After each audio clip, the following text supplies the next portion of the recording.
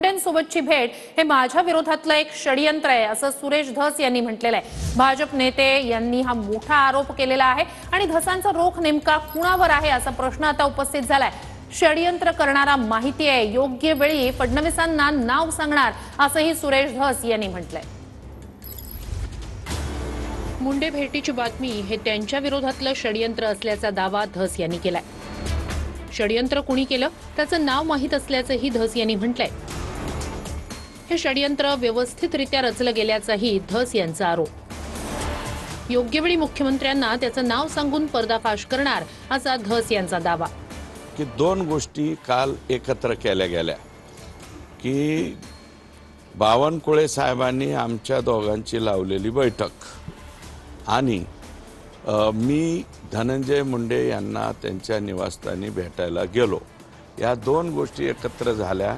काल बावनकुळे साहेबांचं त्या बाबतीतलं स्टेटमेंट झालं आणि नंतर मी भेटल्याचं सुद्धा टीव्हीला आलं किंवा लीक केलं गेलं।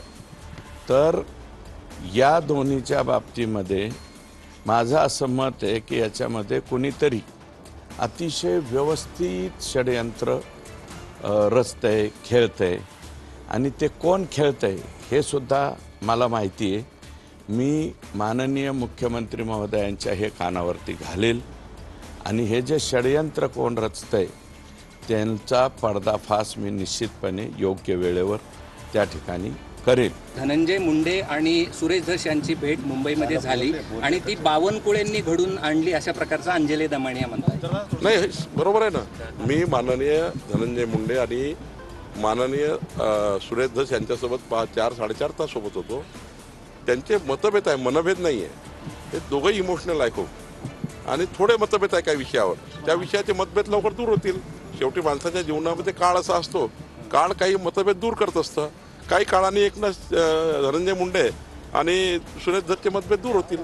तुम्ही भेट घालून दिली आहे खरं? नाही, भेटलेच तर माझ्याकडे, मी अध्यक्ष आहे पक्षाचा आणि पक्षाचा अध्यक्ष म्हणून माझ्याकडे धनंजय मुंडेचं ते काही ते तारीख आवश्यक नाही आहे, पण मी पक्षाचा अध्यक्ष आहे, भारतीय जनता पार्टीचा अध्यक्ष मी असल्यामुळं आणि धनंजय मुंडेंचे माझ्या मागच्या भारतीय जनता पार्टीच्या प्रवासापर्यंत धनंजय मुंडेजींनी माझ्यासोबत काम केलं आहे। त्यामुळं धनंजय मुंडे आणि सुरेश धसची भेट आहे की पारिवारिक भेट झाली आहे।